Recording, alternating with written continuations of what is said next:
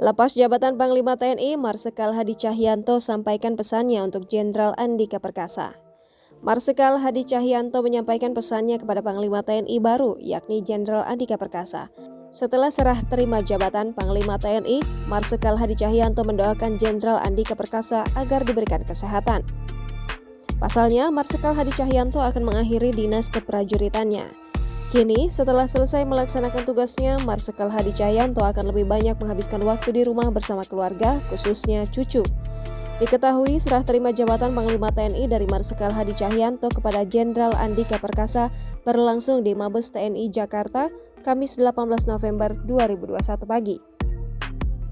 Dalam kesempatan tersebut, Jenderal Andika Perkasa menyatakan kesanggupannya untuk melanjutkan tugas sebelumnya yang dilakukan Marsikal Hadi Cahyanto. Tak lupa, Jenderal Andika Perkasa juga mengucapkan terima kasih atas terselenggaranya acara Sertijab.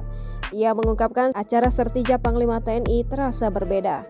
Dalam acara Sertijab Panglima TNI terdapat pembacaan keputusan Presiden nomor 106 TNI tahun 2021 tentang pemberhentian dan pengangkatan Panglima TNI.